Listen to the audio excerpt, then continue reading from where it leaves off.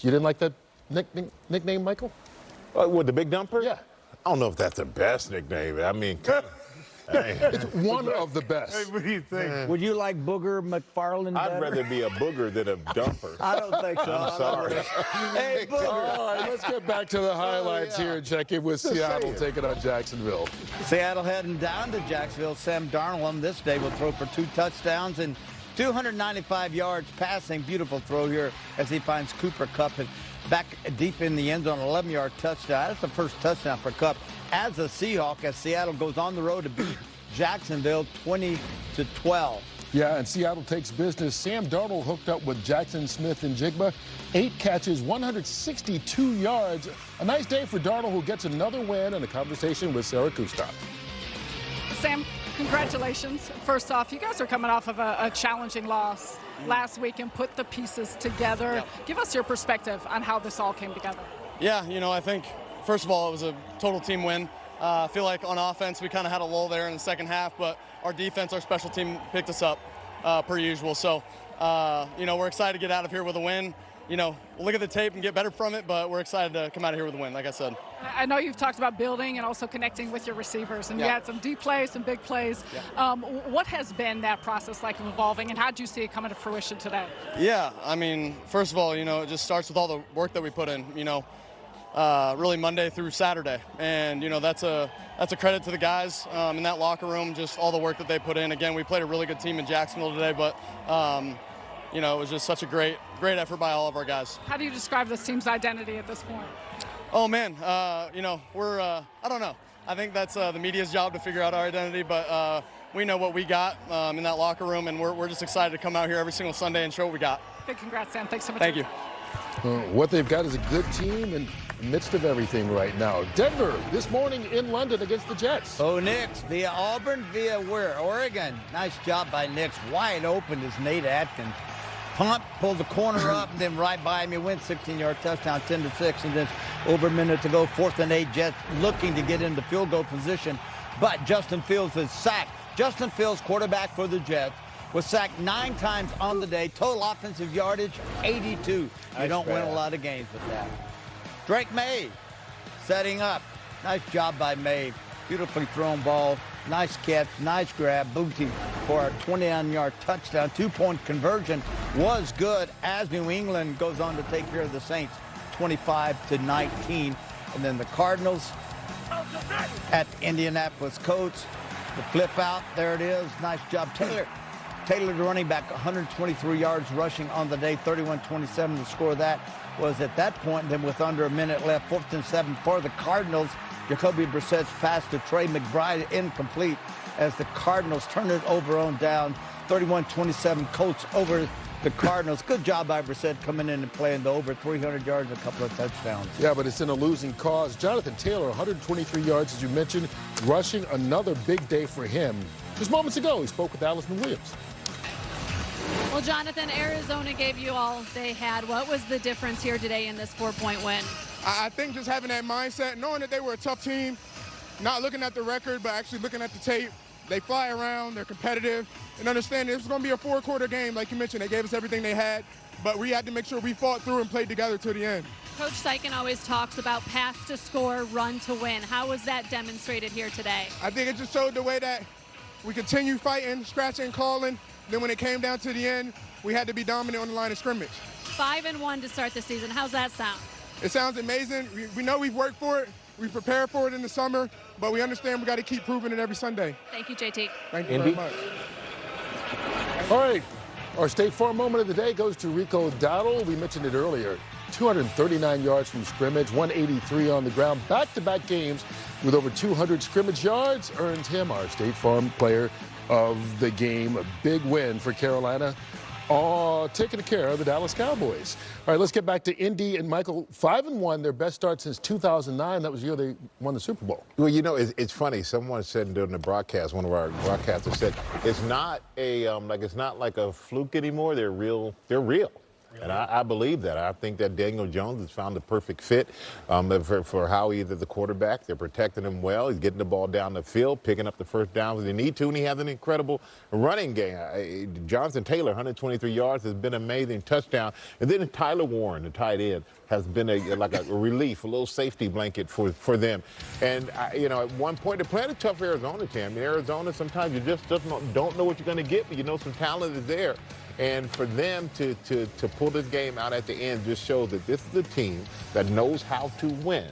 They believe in themselves. And I think as long as they continue to go down that path and lean on Daniel Jones and trust him and trust Jonathan Taylor in the running game, the Colts could surprise a lot of people. I said that Indianapolis won the Super Bowl in 2009. Of course, they lost the Super Bowl to Sean Payton and the New Orleans Saints in that game. I want to talk about another team, Jules, in the AFC that may be surprising people, your New England Patriots. Yeah, I mean, another great win, getting a third win in a row. Drake May distributing the football not only to Pop Douglas, but Booty.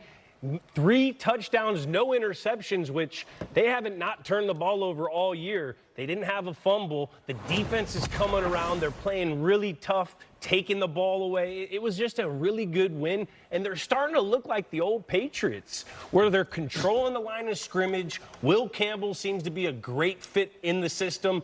They're getting pressure with their defensive line. They're making plays with their outside guys. And also Drake May, once again, he's just distributing the football, making a couple plays here or there with his legs, and it's been really nice to watch. Like Vrabel. How about Vrabes? I mean, he's kind of like a Belichick and a player put together. With a better personality. With a better person. Yeah. I don't know. Yeah. I don't want to get zapped. So let me ask I'm not you, going to that one. can they legitimately challenge Buffalo in the AFC East? They beat them. But I mean, in the long run. I think Buffalo beat Buffalo a little bit in that game. No question. I think in the long question. run, no. I think they match up well. If they continue to run the football with Ramondre Stevenson and not turn the ball over, Buffalo struggles stopping that run. And once it gets cold in that part of the country, in Buffalo, in New England, it's hard to tackle. And they got a small secondary that hasn't been able to tackle very well. And the one thing that I like about New England is that they're young, they're fearless, obviously. Vrabel's giving them that.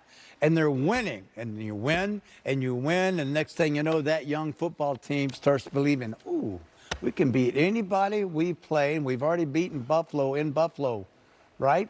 Now we get them at home. So they matched their win total for last year already. Talk about winning on the road, Howie. Seattle, they've won 9 straight games on the road, 10 of 11 since McDonald became the head coach.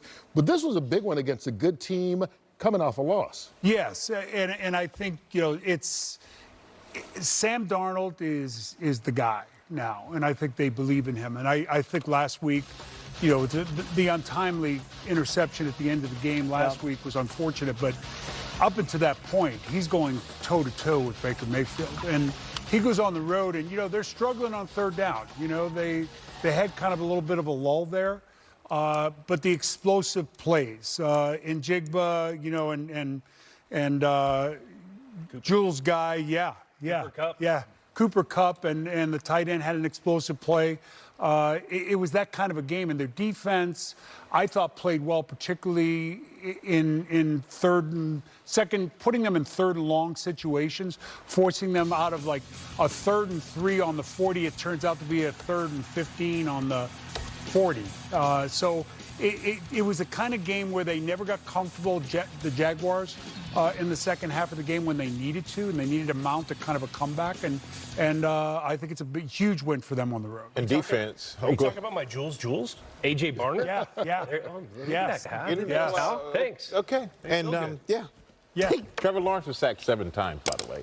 That's some great defense by Seattle. I tell you, I was surprised. I told you, I said, when Darnold went up to Seattle, I went, I wish he would have stayed in Minnesota at least one more year. No. At least one more year. Why? And then, because he was so good in that offense. But he wasn't going to be the guy. I didn't know what to expect going to Seattle. Two things. Two things. That's the deal. They had drafted their guy. Yeah. And the second thing was their offensive line fell apart at the end of the year, and they got mauled on offense. Yeah. And I think they kind of pinned it on him. Yeah. Well, I'm glad he went to Seattle. Then. Yes. Not that you And the put thing it is, like you look that. at, we were talking about it earlier as we were sitting here watching that post-game interview, you realize he is young still. Yeah, right. He's still 20-something years old. He was 20 when he came out. Yeah. People forget that but drafted by the Jets. Yeah, and he's, trust me, How many teams now? 4? One, that two, right? three, four. Yes. Four This is teams he's But been sometimes, with. but you know what it's like? Okay, when he left it, but you can be foe, as Kurt would like to say. It can be 4 teams, but it was like he left the Jets and he just kind of had to just hang in there and rebuild himself. It wasn't like he went to another team. His talent was gone. I think his confidence maybe needed to be built back. But he went to the right tough, teams. you know? And then last year, being in Minnesota, built his confidence back up. He gets a big contract in Seattle, and now he has a good team in JSN. I'm going to say it like that. Yes. The wide receiver there for him, and I just think that this guy has been a show of persistence and just hanging in there until you get your right opportunity that fits you, and he's in that spot right now. I think they're happy with the guy they got. Yeah, for and they sure. think it's a big upgrade, and I think it is too. And this is his 5th team. So we even 15th. missed one. Yeah. How do you say Forgot that, about Kurt? the time in Carolina. How I you think. say that? Fifth? Oh, Fifth. This is yeah. 15. And there's 1 year in San Francisco. Yes. Yeah. So Jets, Vikings, Carolina, San Francisco, and now Seattle. Isn't that Seattle amazing that Seahawks. you could travel that much around the league Yeah. and now be playing to all-pro caliber? But I would tell you this. 2 years in a row. Wherever you play, unless you want to live there for the rest of your life, don't buy a house. Where'd that come from? He always moving, man. Okay, I get it. All right, brought it home. Thank you very much, Michael. When we come back, we'll get inside the locker rooms around the National Football League and catch you up on the late games. Much more coming your way here on the State Farm Post-Game Show as we get you all ready for Game 1 of the ALCS tonight. Vladimir Guerrero Jr. bringing that big bat into Game 1.